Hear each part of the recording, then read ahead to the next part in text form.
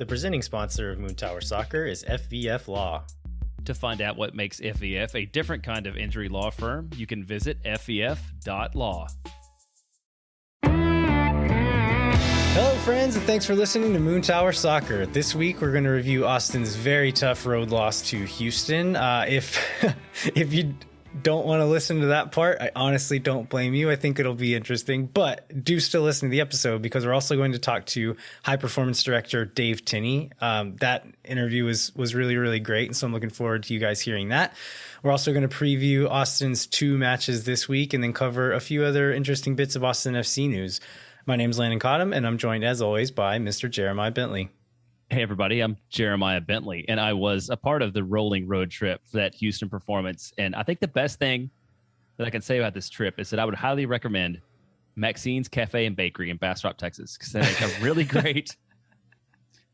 great biscuit with sausage, gravy, bacon, and egg breakfast at 9 in the morning on Saturday. That was probably the highlight of my day. Maybe I'll just drive out there this weekend to try it out then. It's totally worth it. How did the museums go? So we did not make a museum because breakfast took a long time. So we made it to NASA, which was great. If you're a 12-year-old boy, like NASA's pretty much the perfect place to go. Absolutely. And then we went to this Discovery Green, which is this big urban park right next to the convention center in Houston. But I described it as a big urban park in a big city. And so when my son got there and it wasn't Central Park, he was a little bit disappointed. And I'm like, son, if Central Park is your standard for all urban parks, you're pretty much always going to be disappointed no matter where you visit. I don't know. Did you check that out when you were there? No, we didn't go there. Okay, cool. No, it's good. It's just like a big park with like sculptures and exhibits and, learning areas and things like that, but it's not Central Park. So let's get to the game. We're going to move through this pretty quickly. I know most people probably don't want to think about it or talk about it anymore. I know we've said this before, but is this the worst game all season? To date, yes. I mean, I think, right, we were tied for last.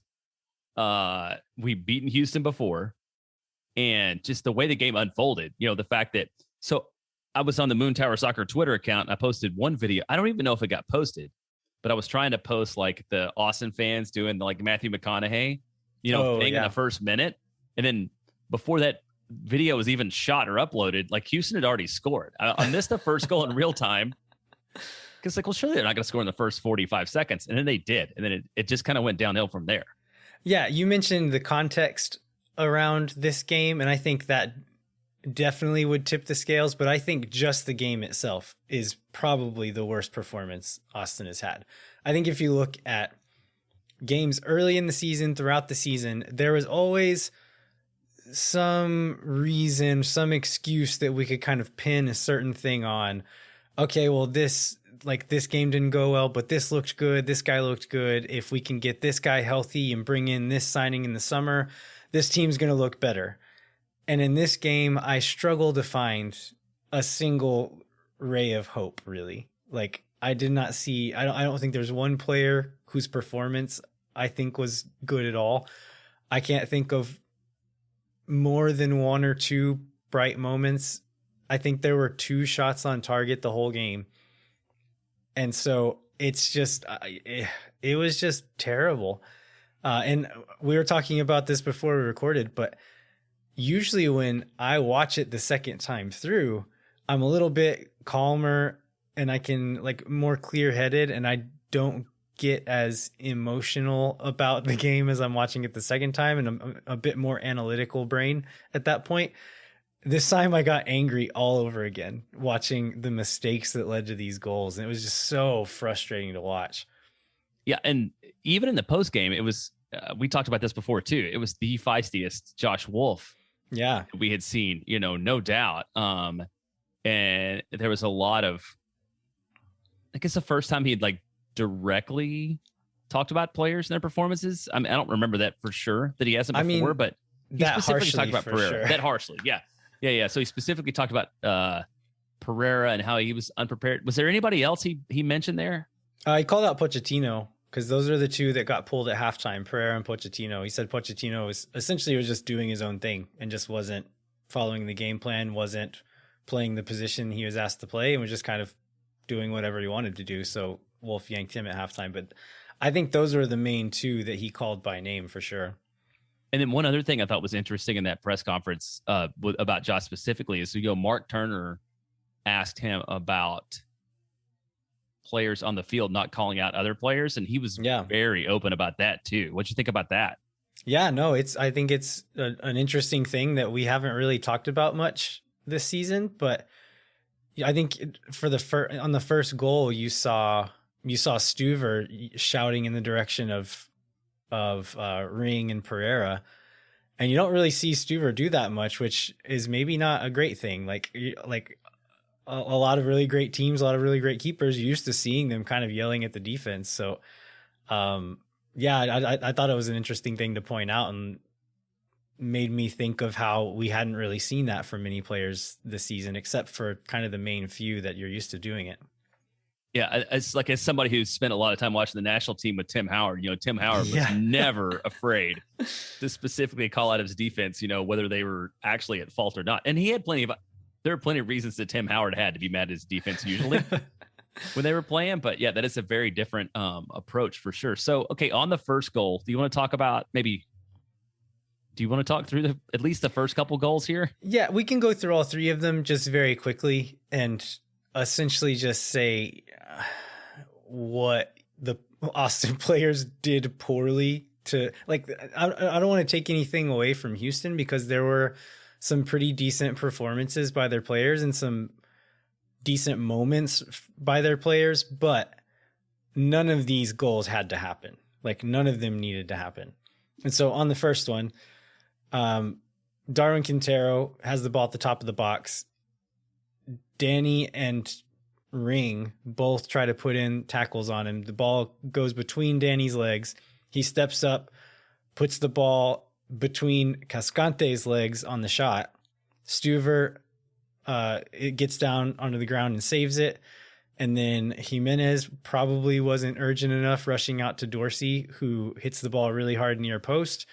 Stuver, who was recovering from the save, gets over there and probably doesn't have his feet set well enough. And so the ball hits him right in the hands, right in front of his chest, but he falls backwards and the ball still goes in. And so I think there's several moments where that could have been stopped or could have been a little better, and it just wasn't. And then the second goal. Before that, I was, on Stuver's, that ball did he deflect it off the post? It hit his hands and then hit like the inside net on the post, or maybe the post and back in. But it did bounce off of him first. I thought he was a little bit slow to get up, and I wonder if we're seeing a little bit of the, just like we talked last week, how Danny has played more games basically than he's ever played in a season. Like, I wonder if a little bit of this, we're seeing a little Stuver fatigue from like seeing more action he's ever seen. Cause like, I felt like, so you said like his feet weren't set. I felt like he's a little slow to respond on the rebound. Like, do you think that we're seeing some sort of the long-term effects of like carrying a team and playing more than he's played before? I don't know. My guess would be that the fatigue would be more of a mental one, because I imagine there is still, like, you don't think of keepers getting tired because they're not running as much, but they're throwing themselves onto the ground several times a game. So I imagine there would still be some physical fatigue there. So that could be part of it. Yeah, I wouldn't. I mean, like every time I see him throw himself on the ground and get up, I'm like, oh, that would be the end of the game for me. Like, I couldn't recover. Like the first time he went down for the ball, that would have been it. Yeah. So the second goal, I think this one was probably the most maddening for me. There was a long clearance from Hadibi, Houston's center back, who he had an excellent game. He was very, very good. Just boots it straight down the middle of the pitch, really long. Cascante is running towards his own goal, tracking the ball. I don't know that he saw Picot on his shoulder, but Cascante is running towards the goal. He had time and space to either head it like up or out, or to just like kick it first time out to the sideline. Instead, he tries to bring it down in front of him, and it ends up just like laying out on a platter for Picot right in front of him. And Picot just picks up the ball, takes a couple of touches, and scores past Stuver. I don't know what in Julio Cascante's lived experience as a human on the planet Earth makes him think that he can pull a ball out of the air in that situation like that. He's not Andres Iniesta. Like he's not Leo Messi to be sprinting towards his own goal, pull a ball that's falling 60 yards out of the air and just trap it on the ground in front of him. I don't know what he was thinking there. And with a guy as fast as Pico, he got, like we mentioned in the last show, Pico's the one who burned Cascante on that goal in the preseason. He knows who Pico is. He knows what he can do. And he was that careless in that moment. That one was super frustrating to me. And then gave away a terrible turnover a minute later where Quintero ended up being offside, but was wide open in front of goal and ends up skying it over the goal. But very easily could have been a second goal that was also Cascante's fault right there. Yeah, it was a beautiful assist, really, is what it looked like to me. He laid the ball right out on Pico's feet. Man, and you know, we talked about, did we talk last week about Quintero? I mean, he was a DP who hadn't seen much playing time, but he looked like what the best of Darwin Quintero in this game too, when he was in, for sure. Yeah, I think he only went 60 minutes, but I mean, the game was over after the first goal, it looked like anyway, so he didn't need to go longer than that. The third goal comes in the 64th where Austin FC got their best chance. It was a transition play. I think Berhalter takes the ball off of one of their midfielders, plays a long ball up the right side to Redes. Redes brings the ball down, puts in a hard, like waist-high cross to Cecilio, who's streaking into the box. Cecilio gets a foot to it, hits the keeper, bounces off the keeper, hits the post, falls to Hadibi. Again, he turns and finds Pico up the left sideline, plays the long ball to Pico. Lima's right there. Lima runs up to Pico, jumps, and just completely whiffs the header. And so Pico is by himself with the ball and running straight at Julio Cascante. I think it was Urruti on the back, running to the back post. So Romagna had to track him. And then Berhalter was gassed and halfway up the field and was trailing the play, but was not going to get there in time. Julio Cascante just runs in a straight line towards the near post, starts to kind of like turn to maybe face up Pico as he's approaching not far from the 6-yard box, like a few yards into the 18-yard box. And Pico just slots it past Stuver to the far post.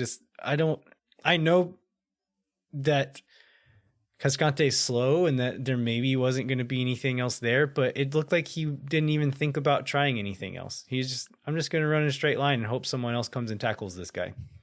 Well, I feel like he was a little bit, indecisive between whether Pico was going to shoot or lay it off to Urruti, and just sort of stayed in between and did nothing. Like he had two choices and made neither, and like just left a wide open goal. And then, Pico, I mean, Stuver was going to have to guess right, because Pico had the whole goal and Stuver's in the middle of the box in order to take that shot. Yeah. And it's one of those things where just too many times a player was waiting on the guy next to them to do something or to take care of something. And it's just going back to the press conference, Alex Ring was talking about the parity in the league, and that like the difference in talent is not going to be that big between teams. And so the amount of effort you put in, the amount of fight that you put into a game is going to be the difference a lot of time. And so even if you are more talented, if you are the better team, you have a better record. If you don't go into a given game and put in that effort, you're going to get beat. And that was obvious here. Houston they've not won a game. They've not won a game in 16 straight, and they broke that record against us. So it's not like this is a world beater team who's been killing every other team in the league. They're just as bad as us on paper and made us look terrible. Yeah, and the effort thing was definitely the thing that Josh Wolff hit on overall. It just, even beyond the two guys he pointed out, is like, before you can get to tactics, you have to get to like giving it all on the field. And being in the stadium that night, we never threatened. We never, other than that one Cecilio, which I think accounted for like half our X goals. was that one shot that Cecilio had. Like it never felt like we were going to score. And credit to Roddy Redes, because I think we had a text group with our friend Phil West, and I think was it who came on? So when Redes came on, Redes and Berhalter came on. Yeah, and it's like, why is the team down 2-0 with some number 9, like not bringing that number 9 in, and then also, if you can bring in a winger, why is it Roddy Redes? How did you feel about those substitutions? I mean, I understand the Berhalter one. We needed someone to play defensive midfield, and Danny wasn't doing it, so we needed someone to do it. So I get that one. With Redes, honestly, I was not happy to see him come on, but I feel like he was one of the brighter spots in the game. He's had much worse games than that one. And if you want someone to just work really hard and run fast, try hard, he's one of those guys. I feel like him, Gallagher, or Stroud could have been one of those guys. And I'm not sure why it was Rodney, but he ended up not doing terrible given the circumstances. Yeah, he had a decent game. Why do you think Moussa Djite wasn't an option?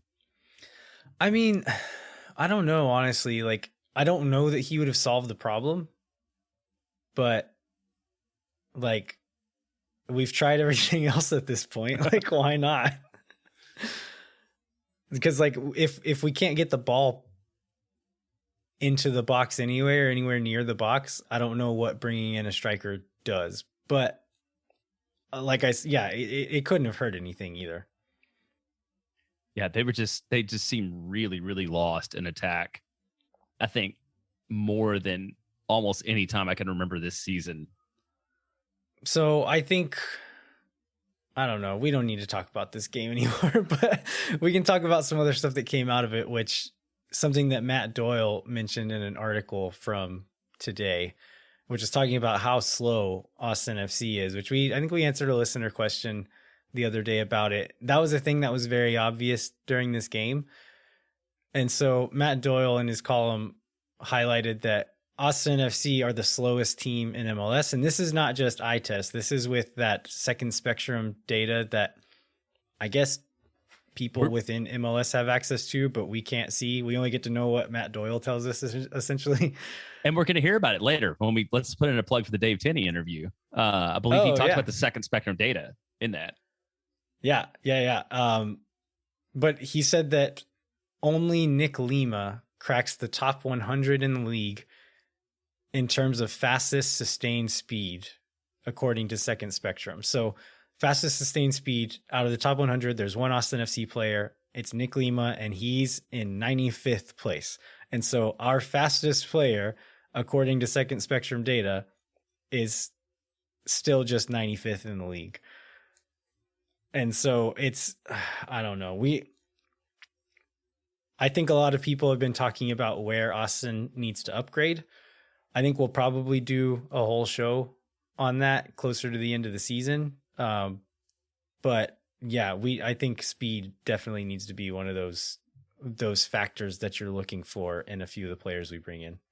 Yeah, and somebody, I think it was Illy Giangreco from KVU, asked Josh Wolff about that specifically after the game, about being slow. And he just mentioned, like, tactically, if you're playing perfect, you can make up for it. But in some ways, there's no way to make up for just pure speed, because it covers for so much. Like, you can make mistakes. We've talked about this many times. If you're fast, you can make mistakes and you can recover. And if you're slow, then, you're only as good as making every tactical decision correctly.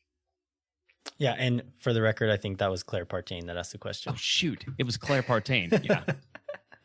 All right. Hopefully Claire doesn't listen. All right. I think we can call it there on the game. Do you want to talk about this GoFundMe and some of the stuff that happened after the game, Jeremiah? Yeah, for sure. I'll do that. So, overall, we'd had word that there's El Batallon, the Houston supporters group, was kind of looking for trouble, and may have, kind of caused a little bit of it in Austin before. So there was a lot of direction for the people who were traveling to, like, stay together, make sure you get to True Anomaly is the brewery that we all met at before, together. Let's all march together. There was like there's like a police escort over to the stadium. Like we had to stick around till 30 minutes after the game ended and kind of all leave together. So like all the indications that there could be trouble were there. And so then after the game, once people got out on the streets, like all the worst things that people thought might happen happened. And ultimately one of the players in La Murga ended up getting jumped by 4 guys on the street and beat up and had his trumpet stolen and ended up like going to the hospital, not the hospital, going to go to the like minor emergency room over the weekend. So La Murga today put out a statement that says, we stand for community and reject violence among football, and started a GoFundMe to raise medical bills from an assault over the weekend to cover both the cost of the bills and the cost of the trumpet with, which I thought was, so the cool thing on this is like the extra money above the cost of those things are going to be donated 50-50 to youth music programs in both Houston and Austin to try to do something good out of this. And so far, I think the original goal was to raise $2,000, which was basically to cover the cost of the event itself, the incident itself. But to this point, there's been $7,208 raised as of the time that we started recording this from the community as a whole. So that's really good to see everybody come together. I mean, it was a really bad moment, and it was like one of several that I've heard about of Austin fans sort of being like ganged up on the street outside the stadium. And, it's just a bad situation all the way around, but hopefully we'll all be able to come together and make the best of it. Yeah. And I think this is something that we should be clear about, is that there, like with this GoFundMe and all the stuff going on social media today, there's folks in Houston who are helping spread this word and share this message, who are also tired of this stuff that seems to happen pretty regularly among certain groups in the Houston fans. We went down a few years ago. I think it was probably 2019. Some folks from Austin did, and we tailgated with some of the Houston fans, hung out with them. They were super nice, super welcoming. And this one group of people, for no reason, tried to start a fight with us. And it's probably the same folks, or the same little subset of folks that were involved in this. There's no need for it. I've seen some people say that, oh, well, this is just part of soccer, part of being a supporters group. It's like, it's not. Like, why does it need to be? It doesn't need to happen. It's a bunch of wannabe Barra Brava guys who think it makes them manly or tough to go fight other people, and it doesn't have to happen. Like, I don't know. It's a terrible thing. I think we need to put pressure on the Dynamo and on the league to do something about this, because it's happened before. It's going to happen again. But it's also really beautiful to see not only the Austin fans trying to turn this into something positive, but also Houston fans speaking out against it as well, and helping this cause. Yeah, that's a really good point. I mean, there are plenty of Houston fans that have donated to this, and there are plenty of Houston fans that like offered to help out and do whatever. So it's not a Houston versus Austin thing. Yeah. It should be representative of the fan base as a whole. There's like a particular segment of it that like is kind of awful, and isn't just awful to Austin, but it has been with other teams too. Yeah. And apparently there's all these incidents were reported both to the Dynamo security and to Houston PD. I'm hoping they have enough information or enough proof to be able to actually do something about it. Because this crap just needs to stop. It's needless, and it makes it a worse experience for people who don't want to be a part of that kind of stuff. Yeah, absolutely. And if you want to contribute, we'll put a link in the show notes for sure to the GoFundMe. And like I said, the money raised to sort of cover the situation has been raised. And so now this additional money is going to support kids who need access to music, and it's going to be split 50-50 among Houston and Austin. So ultimately, hopefully something good will come out of this whole situation. And I do want to just say, despite everything that happened in Houston after the game negatively, it was a really well organized and really fun trip, and we had a great group down there. And so I want to thank Katie Ensign and Seth Rao for everything they do to make sure Austin FC fans have a good time when they're traveling. It really is amazing how much work a lot of people do, but specifically those two seem to do a lot of work when it comes to those away days. So if you see them, tell them thank you, buy them a beer, buy them some food, or just pat them on the back and tell them you appreciate them, because they really do a lot of work. All right, let's take a quick break, and then we're going to come back with that interview with Austin FC's high performance director, Dave Tenney. So I think this is probably one of the positions within a soccer team that is maybe a little bit mysterious to some people, or they know a little bit of it and are very curious as to some more specific. And I think this interview really kind of shows some of that. Dave did a really great job of speaking technically about it to give a lot of information, but still speaking simply enough to where lay folks like us could understand it all. So I really enjoyed this interview. I think you guys will also really like it and learn a lot from it. So stay tuned, and we'll be right back with that interview with Dave Tenney.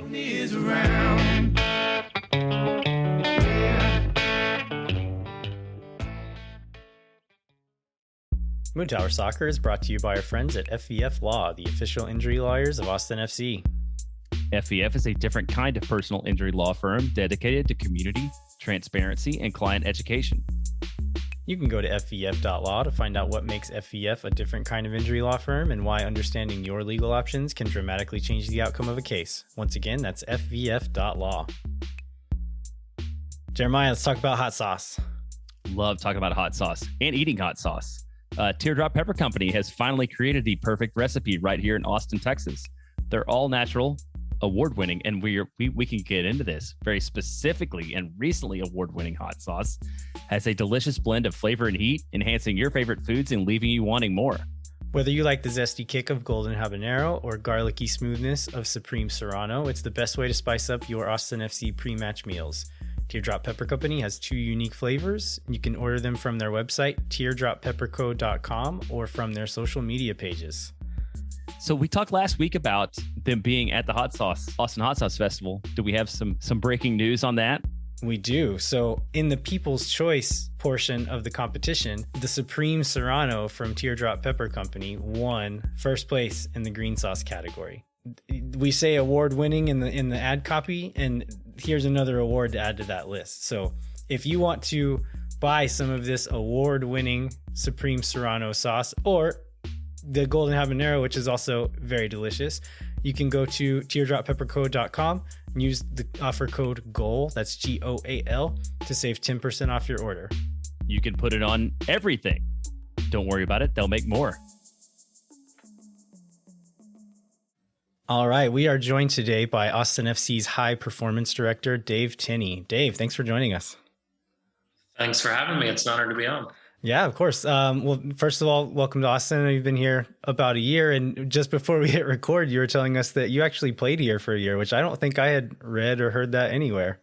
No, yeah, I played here in the old USISL in the early 90s while I was still at Virginia Tech, and actually lived with Wolfgang Sonnoltz, the legendary Wolfgang Sonnoltz. Lived in his house for the summer, and played on his Austin Capitals team, and went back to Virginia Tech for a year, and then Wolfgang kind of helped me go play in Europe for a couple of years. So yeah, it's interesting to come back after so long, but yeah, I did live here for a summer. I can imagine it's a much different place than when you lived here. It is. So going back through your career, I know you were at several jobs early on in your career, and then moved into MLS with the Kansas City Wizards for a couple of years, and then at the Seattle Sounders for almost 9 years. I know you had a few different titles with the Sounders.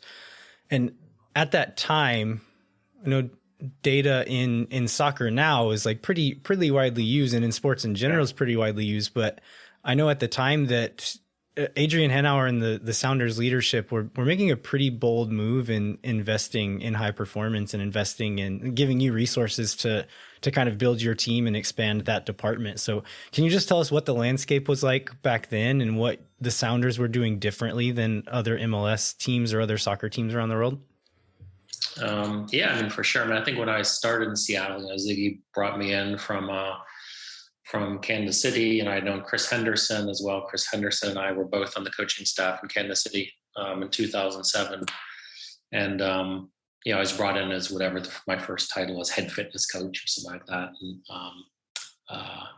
And I will say it was really clear, like right from the outset with Adrian Hanauer, in part because it's funny, like one of the things that Austin reminds me of is that bit of Seattle just being this really IT tech savvy place, where almost the fans almost demanded this kind of cutting edge use of data analytics, technology, IT, because that's where they all, kind of came from. So Adrian, as an owner, was really, really interested in it. And I, give him a ton of credit that, as he actually was really forward thinking and pushing out how we use sports science data, analytics technology, that he allowed me to grow, specifically our department to grow. And, I think we were the first team in MLS to, have GPS, players wear GPS every training session. Some of the optical tracking technology, I think we were early adopters using that. The current VP of analytics, Ravi Ramanini, we brought in, I think, really early on as in the analytics sports science role, that helped build out, a database, which I think was kind of the first of its kind, like an in-house, database monitoring system where all of our data kind of went in this hub to really try to extract insights from. And so, a lot of that is tied back to really Adrian really being interested in that, wanting that, pushing that, and I think that's since then, obviously they've developed and evolved that. And, Ravi is now in a VP role there. And it's been cool to see, I guess, that where it started and how it's how it's kind of developed. Yeah. And I want to jump to today, because now you're obviously in charge of the team today, and you're not doing all these things alone. So can you talk about the different roles in the high performance organization and kind of what each of them are responsible for? Yeah. So then, one of my hires was Corey Jez. Corey Jez came, and he's our director of sports science analytics. He was with the Utah Jazz. Was actually living in Austin before he went to the Jazz, so it was pretty easy sell for him and his wife to get back here. And then Chad Kolarczyk, who was with me in Seattle, was high performance director for the Colorado Rapids, left to come here and join us here.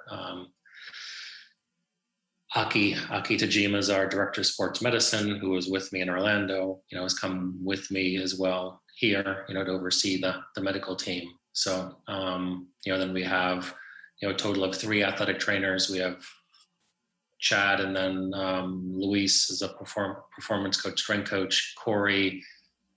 So a total of, some associate intern roles. So a total of about 9 on the performance medical sports science side, here in Austin. So, hey, Landon, you had a guess about Aki, right? What was that, when Ring scored? Oh, yeah. Alex Ring scored a goal, and he ran over to the sideline and was screaming something. And I think I went back and looked at it, and reading his lips, my guess was he was saying, "Where's Aki?" and was going to give him a hug for kind of getting him back fit. Does that sound accurate to you? Yes, it is. Yeah. Aki from a manual therapy standpoint is fantastic. And, Alex was carrying a little bit of a knock, and, Aki treated him, for 7, 8, 9 straight days, to kind of keep him healthy and fit. So when Alex scored, he came looking for Aki to thank him. So. That's awesome. I don't know if you watched Ted Lasso or not, Dave, but yes. Dr. Sharon Fieldstone, the sports psychologist, has kind of, maybe, I think people knew that was a job, but it maybe brought it to the front of people's minds. Is that something that you've worked with either at Austin FC or other clubs, or is it something that you would be interested in bringing in at some point? Yes. I mean, we had a really, really good sports psychologist in Orlando Magic, who's also the Tampa Bay Buccaneers. And we're in the process of hiring for that role right now. Right. So I think that's actually something that we are, Claudio and I are in the interview process with different candidates, and it's huge. Like, I think that it's interesting with Ted Lasso has brought it to light, but dealing with COVID, I think, has really kind of brought out some of these issues. But just some of the anxiety, mental burnout. You obviously had some of the high profile athletes stepping out from competition. Mentally, athletes are going through stuff now in this environment that I think it's also an essential piece. It's not an easy piece sometimes to find that right fit, to find someone with the clinical background that also can deal in this professional setting day in, day out. So there's challenges, I think, in how this person interacts. And then also it's not just, sometimes I think people think sports psychology and they think athletes, but obviously Ted Lasso is a good example, right? It can be the coaches who need it and use it just as much as the players. I think emotionally, the league, I mean, any pro league, and because MLS is such a long season, any pro league, emotionally, it's a roller coaster, and there's highs and there's lows. And, when you're hitting lows, it's how you collectively as an organization kind of manage those emotional lows. What is communication like? And I always use the term, having someone with a clinical psychology background that's always like auditing your environment, right? Always taking a pulse on what the temperature is. And it's easy to fall in the trap of seeing things negatively when they shouldn't be, right? So, going in, there's going to be highs and there's going to be lows, and how we manage those effectively, I think the use of a sports psychologist at an organizational level can be really beneficial. And you mentioned the roller coaster. I mean, just as fans, we experience a roller coaster of emotions, and I can imagine it's 10 times as much for the players and staff on the team there. So, and I will say, it's funny, looking at my experience in the NBA, I mean, I was only in the NBA for 3 years, but like what you learn in the NBA with 82 games was the way that the really best NBA athletes managed the emotions of 4 games a week was amazing. I mean, I think, and even from a coaching standpoint, there were times where, it's last 2 minutes of a game comes down a couple possessions at the end, maybe a bad call at the end costs you a game. But the next night you're going from wherever, you're going from Toronto to Detroit the next night. And within 15 minutes, the coaches would stew on something for 15 minutes, and then it was done. Then it's the next game emotionally. And like the way that the players and staff in the NBA deal with those emotions, I always kind of thought it was like MLS, but 3 times more severe, because it's just so many more games in such a smaller period of time. So that was really something I think that I picked up that I didn't really think about the NBA, of just players and coaches, what they go through for just the sheer number of games and travels. So you mentioned kind of the difficulties that have arisen during COVID since the pandemic started. What are some of the biggest hurdles that you face in your position, just in general, in normal times, with your athletes? Is it, I guess, I know you worked in basketball as well, but specifically with soccer, is nutrition, training, maintaining fitness? What are those biggest hurdles that you see in your day-to-day? I think nutrition is huge. I think overall recovery, right? I think that's really the piece around, I think a lot of athletes learn how to work, right? The work part is self-evident. It's not easy, it's hard, but it becomes self-evident. The challenges are the appreciation of recovery between games. Like, we're obviously recording this where we're going to have LAFC on Wednesday. And then we're only going to have 2 days rest and turn around and have to play again on Saturday. Like that's a lot of recovery. And so it's really having the guys be disciplined enough for us to be able to assess where they're at from a fatigue standpoint, being able to individualize what sort of recovery might be most beneficial for them.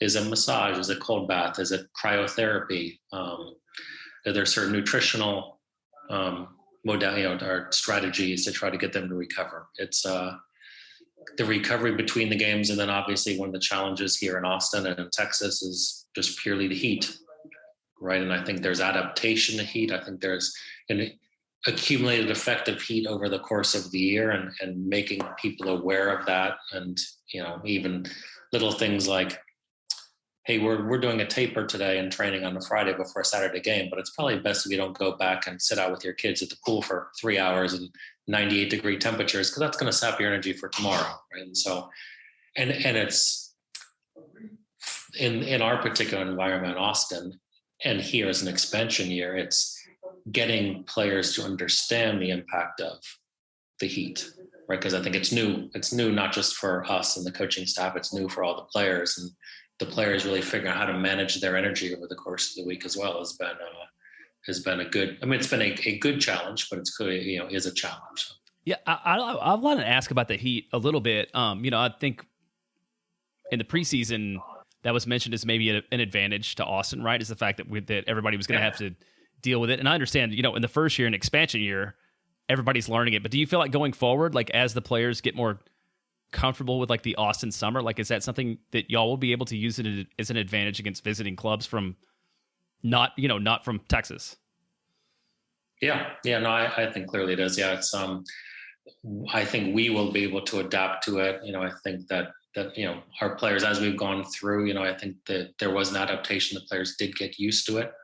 It's been interesting. I think I'd be interested to see, we've talked sometimes about the stats around teams that come in and, do they sit deep? They take a longer time between goal kicks, right? They essentially try to kill the game as much as possible. Whereas, we've tried to speed up the tempo of the games, right? So it's interesting some of the opponent's strategies as they come into some of these hot games as well, where their goal is to try to eliminate heat as much as possible by slowing the game down as much as they can.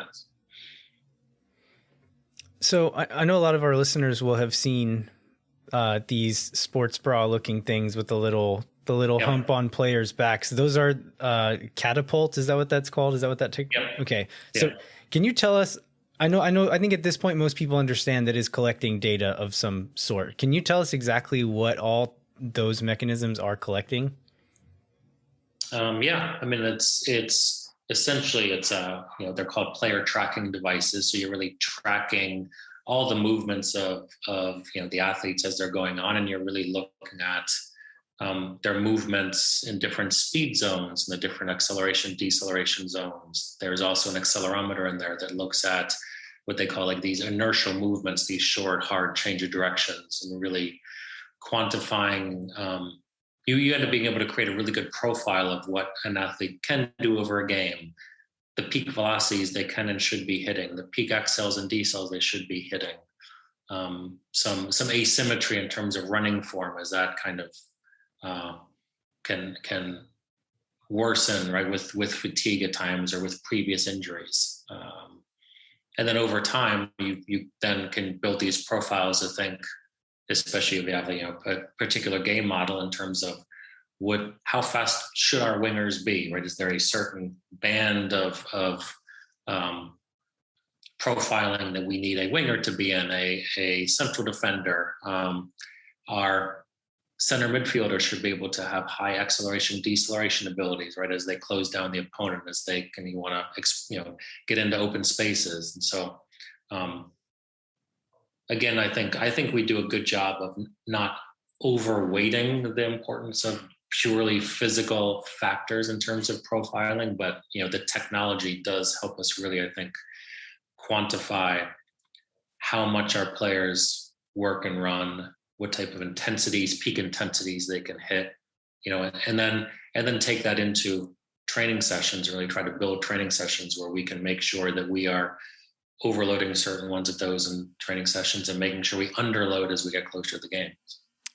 I don't know if that makes sense as I'm describing it. Yeah, it does. Yeah. And that led into, so I became an expert on this by reading Google articles, right? Because it's what we do. And they're not terribly consistent, by the way, just like every topic on Google. So like one of the questions I have is around like the in-game data. Like how real time do you use that? Like are you making in-game adjustments on that, or is it just in practices or at the next day? Like how much do you rely on that for real time sort of monitoring? And the next day, I think one of the interesting things is that I think it's really important to understand that more is not better, right? So I will say that if you look at some of the data of our matches, some of our lowest numbers have come in matches where we've scored the most goals. Some of our home games where we've scored the most goals and won comfortably. And in those games, our guys don't really have to run that much because we don't have to chase. And a lot of times we have more of the ball. And then once you're up by a couple goals, then you don't have to go press as much. And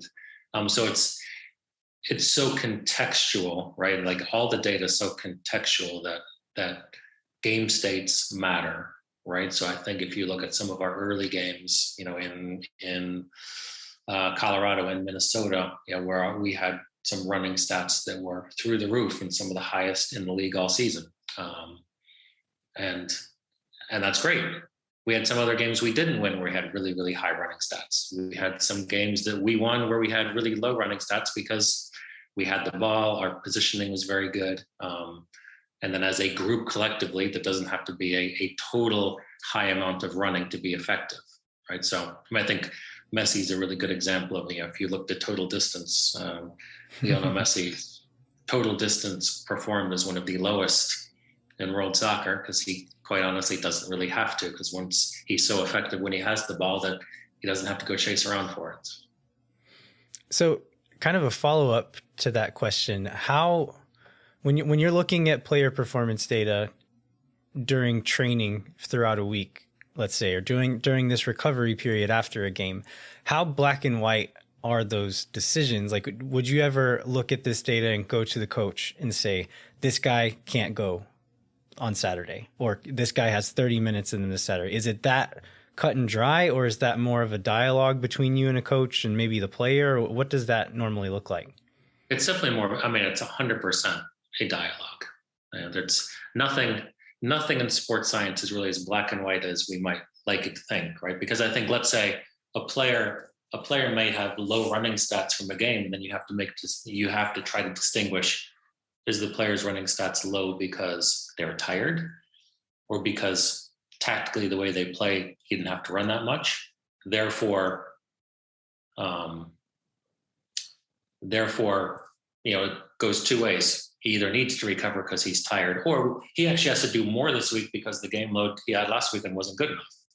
So then there's other things that we're using, in terms of post-game recovery and some heart rate variability. Omega Wave is a technology we use to really assess players' readiness and where they're at. So now it's really piecing together, okay, his heart rate variability shows he's in a really fatigued state and his numbers are really low. Therefore, he's likely to have a higher injury risk, right? So again, we would love if injury risk was black and white, but it is nowhere close to black and white, right? You know that if a player's running stats are down, his heart rate variability shows he's really fatigued. Maybe subjectively he's saying he's very tired, then that player's injury risk is potentially really, really high. That also doesn't mean he's not going to go out and still score a hat trick, right? So, but then, on the flip side, you can have someone that's, again, doesn't run a lot, doesn't hit some peak intensity is all, but the game was easy for him. And then that person is more in danger of potentially losing fitness over the course of the week. So it's very multifactorial, and at the end of the day, there's a lot of games, and there's always this balance, I think, that becomes a discussion with the coaches and how much, how guys might be at risk depending on all the data we're collecting, and by all means, if a coach wants to play a player, then that player will play, and that player also wants to play. But it's really, I think, just about trying to make really informed decisions on where guys are currently at, knowing it's a long season, knowing that sometimes guys are going to be fatigued and more at risk to injuries. And sometimes it's still worth the risk to play those players. And sometimes it might not be, and I think there's periods where the match congestion gets really heavy, where you do know that, okay, the more games with only 2 days rest, then this guy's at a lot higher risk. And I think a lot of the research, in terms of European soccer, there's a lot of research on how much injury risk increases when there's only 2 days rest in between games. And theoretically, it's, the research will show that you basically do need 3 whole days of recovery between games to assure anything close to 100% recovery, right? The 2 days is just not enough. And yet there's also times where, based on our match schedule, we have to play with only 2 days rest. And that's just how it is. Yeah. So sorry, Jeremiah, I'll ask this follow up in a general way as possible, just to not get anybody in trouble. But how often do high performance staff and coaching staff butt heads on those decisions? Is that pretty common, or do they usually fall in kind of in the? Is it clear enough that they're usually on the same page, or is it gray enough that there are arguments there sometimes? There's definitely known to have been arguments in different settings of course. I think the high performance department has to understand, which I think we do a really good job of knowing that like what we're providing the coaches is only a piece of the puzzle. Right. It's not the most important thing. Also understanding, we also do a good job of understanding, as you asked, like it's not black and white. We understand it's not black and white. But then also you'd like to have a coaching staff that is receptive to listening and was willing to take on information to make decisions, which, our coaching staff 100% is. And I mean, Josh obviously personally asked me to come here based on our past relationship. And so while, yes, I do think that people do butt heads, and for the most part, I think, we have a really open relationship, and I have a great relationship with the coaches. And, it obviously helped that I coached Josh and Davey Arno. So from that standpoint, it's unique here. But yes, I think it's high performance staffs can potentially only be concerned about injuries and feel like they will be judged by injuries. And obviously coaches know they're judged by results, and that, the nature of that means there's likely to potentially be conflict. But I would say you don't really see that here, I think, because there's a mutual respect, kind of across the boards. Yeah, that's good to hear. And that's good to know. And I guess you kind of led with that when you talked about how Seattle and Austin are alike, and sort of, I mean, it seems like this ownership group has made an investment in sports science and data that's meaningful. I guess just one more question kind of about the uniqueness of this season, with it being Austin and it being expansion season. And you hit on the schedule congestion, which was one of the things I wanted to ask about. But like, how do 5 subs versus 3 subs affect what kinds of recommendations you make? I think it is a game changer in so many ways, because it creates an amount of flexibility, right? Like theoretically, if you have 5 subs, you can play a pressing strategy tactically in a way that you just might not be able to with 3, right? And I think you can keep the tempo of things high. Obviously, tactically, you can change your structure, formation a lot easier with 5 than you can with 3. But, from a physical perspective, I think, and then also through the match congestion, the ability to use 5 subs in your match congestion, I think, means you can probably start players more, knowing, a guy can play 60, 70 minutes all 3 games, where if you had limited subs, you might have to play certain guys 90, knowing that they're not going to play the next game. So, yeah, I think to me, it's a game changer. I think the quality of the play stays higher because you can actually keep the tempo of the game high. I think it's huge for us in a warm climate as well. You'd like to have the ability to make more changes in the heat, to make sure that you can play the way you want to play. So it's had a huge impact. But I think overall, and I hope that people see worldwide that it's a quality impact, because hopefully the quality of the game and the speed of the game can stay high, which makes, I think, a more attractive game. Yeah, I think I know I've heard arguments in like the Premier League, for example, where the richer teams will be at an advantage because they have more talent on their bench that they can bring in. But I think in a league like MLS, I've really liked having 5 subs. I kind of hope it's something they consider keeping going forward, because I think you're right. I think it does increase the quality of play, and then also it gives you a chance to also one of the other big things that is also especially important for this league, it allows you maybe to play some young players and give your young players some minutes, where if there's only 3 subs, they're not going to get them, right? Which then by the time a guy gets 2 years in league, maybe he got an extra 20 games, getting in games because of those extra subs. Yeah, absolutely. All right. Well, Jeremiah, did you have any other questions before we wrap it up? No, I just really appreciate the time and the information, and I feel like I understand a little bit more what y'all do, and appreciate sort of the combination of art and science, which I think fans don't necessarily always think about when they think about a high performance team. Yeah. And I think also just the relationship with the coaching staff, and there is an art to taking in information. You're always this judgment between, kind of long-term risk, long-term game, short-term risk, short-term gain, and putting guys at risk. There's some times where you just have to play guys because it's worth the risk, and there's other times where it's not worth the risk necessarily. And again, it's never black and white, but I think it's again, organizationally, you have to be committed to that, and we are definitely committed to that. And it's a fun process. I guess that challenge of that not being black and white is actually what makes it so fun. All right. Well, thanks so much for sharing this information with us, and thanks for taking some time to talk to us.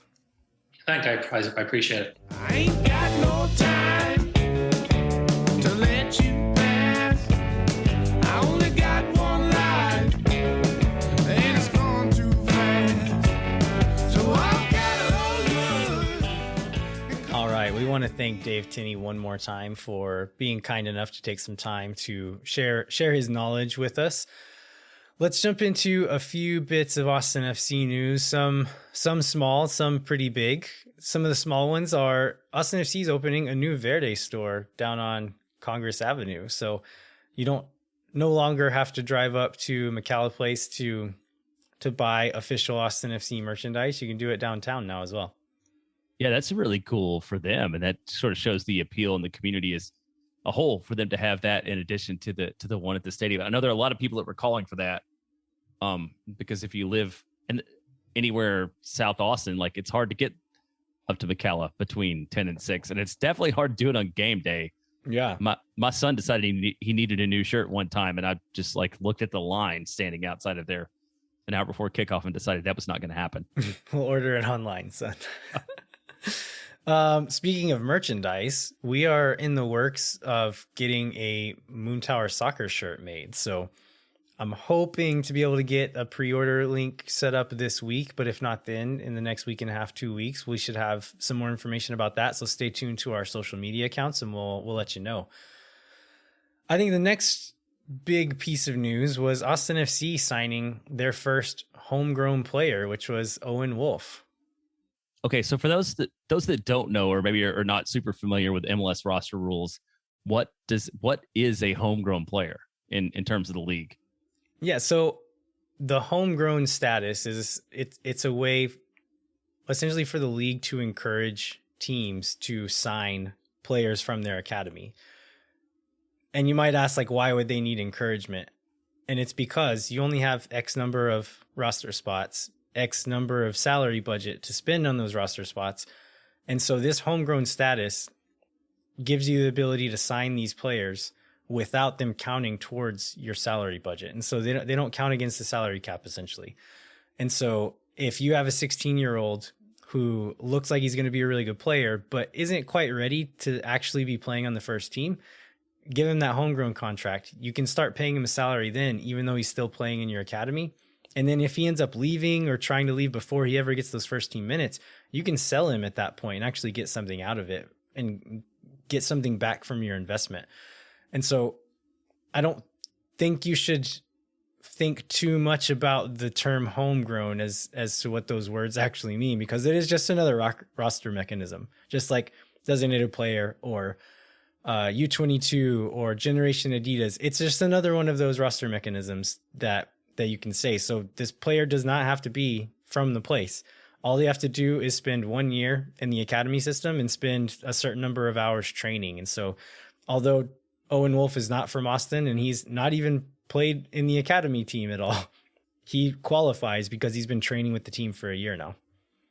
Yeah. So do you have any examples of homegrown players who are making a difference and who really have been able to, the club's been able to build an advantage because of, like you talked about, because of the salary benefits? Yeah, absolutely. There's tons of examples, but ones like Alphonso Davies, Brendan Aronson, Jordan Morris, FC Dallas has a lot of them. Jesus Ferreira, Ricardo Pepi. If you have a homegrown player that turns into a real contributor to your team, it's extremely valuable. And so if you have a guy who's ready, you think is ready to sign that contract, do it. Like, go ahead and sign him. You don't run out of homegrown spots. This isn't like one of our other roster designations. You can have as many homegrown players as you want, pretty much. And so I don't think it hurts anything if you think Owen Wolff is ready to play on the first team. Not even right now, but in the near future, go ahead and give him that contract, and you can kind of lock him in and get those benefits someday. Yeah, and one of the things that came up in the press conference about that, which I don't think we've talked about too much, is that he will not, so he's going to be he plays some U17 games, but not all U17 games, right? Is that correct? Yeah, so this was a whole back and forth that day, wasn't it? So a while back on the show, I had read into some of the rules, and I was under the impression that Owen Wolff was too old to play for this U17 team. And so whenever Chris Bills reported that news that he was going to be the first Austin FC signing, I read the story and it said he's going to be playing with the U17 team. And I was like, are you sure, Chris? Like, this doesn't make sense to me. And so I put a tweet out saying, like, if y'all heard that on the show, I was wrong. Sorry about that. I think Chris ended up doing some more digging and got clarification that he is technically too old to be on that team. But there's essentially he's eligible to play certain games and not others. But I think there's like close to 20 games this season that he will be eligible to play in with the U17 team. I think that he could play against the other MLS Academy teams in the U17, but there are like non-Academy teams in MLS Next. And I think that those are the games he can't play, if I remember it right. I'm not sure. Okay. Yeah. I'm not going to pretend to understand it, but we did get confirmation that he does get to play with the U17 team. And I think that's maybe another thing some people were upset about, is they were thinking like the homegrown contract puts him on the first team now. And that's not going to be the case. He's going to spend most of the next year, if not all of the next year and beyond, with that academy team. Yeah, that's true. And that's very much like this is how MLS works. So I think one of the big criticisms that we saw beyond the nepotism one and the optics one, right, from him being a Wolf, which we just talked last week about how much we love having a Reina in our academy. So I don't know why we have to treat those separately. It's like that the fact that the first homegrown isn't from Austin. You want to talk about that a little bit? Yeah, I saw a few people voicing this opinion. Dallas Teston was one of them who commented on my Twitter thread with that. And he's like, I don't question the smart business move of this. I don't question that Owen Wolff is good enough to deserve this. He just seemed like he was maybe a little bit disappointed that this first signing wasn't someone who had come through our academy, who wasn't from Austin, and didn't get to have kind of the narrative and the story of it all. Because it would have been really nice to have a player come through the academy and get that very first homegrown signing. But I just don't know that there are any other players right now who are ready for that, because we only had a U15 team up until 2 weeks ago. We just started with this U17 team. So that's really going to be the team that you're signing homegrowns off of, is this U17 team at the earliest. And so I don't know much about the new kids who have come into this U17 team, but having watched the U15 team last year and the years before, I think there's really only one or two guys who are going to be ready. Maybe this year, if they're ready at all, maybe they're going to be ready this year to get that homegrown contract and maybe get some training time with the first team. One of them is not from Austin. He's only been here for a year. And so he came in from the Minnesota United Academy system a year ago.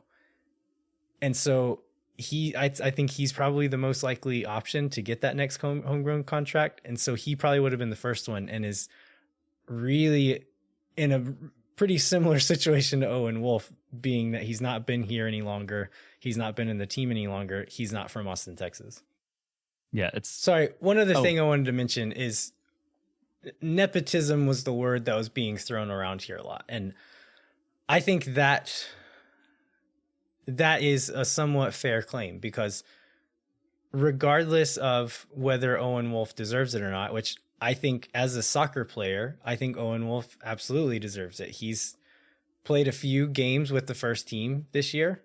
I think that he has the potential to become a very good player as he gets older. And so on merit alone, just soccer ability, I believe Owen Wolff deserves this. That doesn't change the fact that Josh Wolff is his dad and that they're going to be in the training ground together, and they're going to be at some point maybe in the first team locker room together during games. He's going to be picking or not picking his son for the starting 11. He's going to be subbing on or not subbing on his son during games. That is still going to be a really tricky thing that they're going to have to navigate. And there's no way around that at this point. And I don't know that any of that means that they shouldn't have signed him, because he's a good player. And there's lots of cases where this happens, and it's just kind of the way it goes. If there's soccer players have to start so young that if the coach has kids, they're going to come through that system.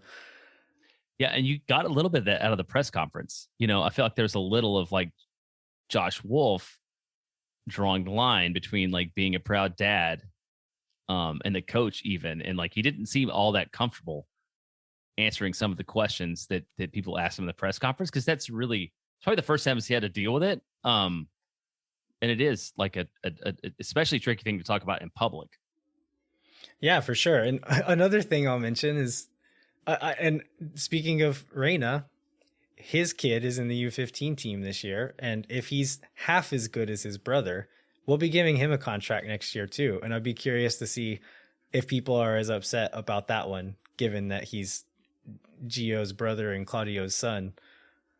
Well, it's just in the same way that Josh's older son is playing like in the first team for Atlanta some right now, right? Yeah. Yeah, he signed a contract with Atlanta last year at 17. Played, I think, 10 games with the first team. I think he's played most of this season with Atlanta United too. But yeah, the pedigree's there. All right, we want to quickly talk about the academy results from this week before we also talk about LAFC and San Jose, since we have 2 games. So unlike the first team, the U15s and U17s went. Well, I don't know if they went to Houston. I believe they played against the Houston Dynamo Academy. I don't know if it was in Houston or Austin. I think it was in Houston. I think it was in Houston too. So the U15s won 4-1. The U17s won 3-0. So they continue to be undefeated in the preseason. And I guess if like the trajectory of the first team keeps going the way it is, where they get worse every week, and the academy keeps going undefeated, maybe we will be like an Austin FC Academy podcast at some point. I don't know how you feel about that. But I feel like the amount of, time and whether we talk about the academy or not is sort of inversely related to how the first team's doing. Yeah, that might not be a bad idea. So we'll look into that in coming weeks. Let's jump into those game previews. So first game this week is going to be on Wednesday night. LAFC is coming to town again. Jeremiah, tell us a little bit about what we should know about this LAFC team coming in. Well, this is one awesome thing I want to say is that like every time, the last 3 times we've won, we've lost 3 in a row and then won again. And we've just finished our 3rd consecutive loss. So I feel like that we're guaranteed victory against LAFC because of this trend. Although I wouldn't mind breaking it on the other side and maybe not losing 3 in a row if we pick that up. So yeah, LAFC is tied for 7th in the West with Real Salt Lake right now, but they sit in 8th because they're behind on goal differential. Did you watch any of this? They played on Sunday against RSL. And they won 3-2, and the 3rd goal was this like crazy own goal. Yeah, from I saw the highlights of it. Yeah, it was a really, really bad play, but a very MLS. I think somebody said it was like MLS after dark before the sun went down. Was basically how that game went. So since we played them early, it's been a long time, but Diego Rossi, who had been long rumored to go to Europe, ended up going out to Fibonacci, which is Turkey, right? Yeah. Mm-hmm. At the beginning of the month, which I think a lot of people were surprised by. I think people hope that he would go to a bigger league than that if he was going to transfer out to MLS. If you're going to hold on to him that long and hold out that long, you'd think maybe the move would be to a big European league. Fenerbahce it's a big team. There's a lot of money in Turkey, but yeah, I think a lot of people were surprised by that one. And then, but just in like an LAFC kind of way. So they brought in Cristiano Arango out of Colombia. I think he's playing for, what's the big team there? Millonarios. Yeah. Is who he's playing for. And has scored 3 goals in 2 matches. So he stepped right into the attacks. They continue to be dangerous. I mean, you've still got Vela. They've got Arango. They've they haven't slowed down much. They're on a hot streak generally overall and have had 2 wins and 1 draw in the last 3 matches. So this will be a tough matchup, but I feel like Austin has shown the ability to play up or play down to any opponent. So I don't know what to expect out of Wednesday night. What do you think? Yeah, I mean, I think last time they came to town, the thing I noticed is just like man for man across the field, LAFC just seemed to be a class above Austin. They have been playing, I think, below their level for quite a while, which is the reason why they're in 8th place right now. But yeah, Arango looks like the real deal, and they seem to be kind of on a run of good form. So I'm not feeling very optimistic about this one, but who knows? Maybe we'll see the versus Portland version of Austin FC for this one, but I'm not going to hold my breath. Let's maybe do that. We've got another home game again on Saturday, which will be the 3rd game in 7 days, and that's against San Jose Earthquakes. It's a repeat of our first ever home match, which is the one time we played them, which is a very exciting 0-0 draw. They currently sit in. It 10. sounded like you meant that sarcastically, but it was actually a pretty exciting game. I meant it. Among our 0-0 draws, which happened a lot more early in the year than have happened lately. That was a pretty exciting game. That was a good one. It's also an amazing tifo for that one. So hopefully we can break something else out like that. They're 1 win, 1 loss, 3 draws in the last 5. They drew against Dallas over the weekend. I think the biggest change for them is that Jeremy Abobasi moved over since the last time we played them. Yeah, Jeremy Abobasi, who scored against Austin at Q2 whenever he was with Portland. They've also brought in this defender, Nathan, who I honestly don't know a ton about, but I know that he scores a lot of points in MLS fantasy soccer. And so according to his fantasy stats, he seems like one to watch out for, but I think they're kind of still the same San Jose, maybe a little stronger, but still like pure MLS chaos, and you never know what you're going to get out of them in a given game. So let's hope for excitement out of that one. Yeah, at the very least. All right. Anything else before we start to wrap up, Jeremiah? No, let's go ahead and wrap it up. All right. We'd like to remind you to rate, review, and subscribe wherever you get your podcasts. We also want to encourage you to come find us on social media on Twitter at LViajero87 and JBentley_ATX. We're always looking to connect with fans, talk about soccer, talk about hot sauce, talk about, also the Striker social medias where Jeremiah hosted a hot wing challenge with Phil West last week. Yeah, I will talk about that. So Phil, just for those of you that nobody would have a reason to know, but Phil West and Mark Bay made a bet that whether Dallas or Austin finished higher in the table. Well, the deal is if Austin finishes behind Dallas in the table, Phil has to eat 25 fire in the hole wings from Pluckers, which 25 is an absurd amount of wings. Even if they're like, there's no sauce on them at all. Regardless of flavor, right? So as a warm up, Phil got these wings from this place that's a truck next to Lesser Pearl downtown, and they were absurdly hot. And like they made him cry, and he didn't finish them all. And I believe Derek Ensign created a Twitter meme about how depressed Austin fans are after week 20 out of that. So that would be my Striker Texas content advice for this week is go find that video of me interviewing Phil about everything from Josh Wolff to Weston McKennie while he's literally crying, trying to eat 5 hot wings. We'd also like to encourage you to visit the Striker Texas website, where I think just going back and reading some of Chris Bills' articles from the last several weeks, I think he mentions this in the kind of the leading paragraph of one of his most recent ones, that the articles aren't necessarily going to make you feel better, but they're at the very least going to help you understand a little bit more. And then there's one from last week where Chris essentially kind of was scoring some comments that Josh Wolff had made. And I really appreciated that, because there's a lot of criticism being thrown around by people who maybe don't really know what they're talking about sometimes. And so I really like when people bring receipts like that.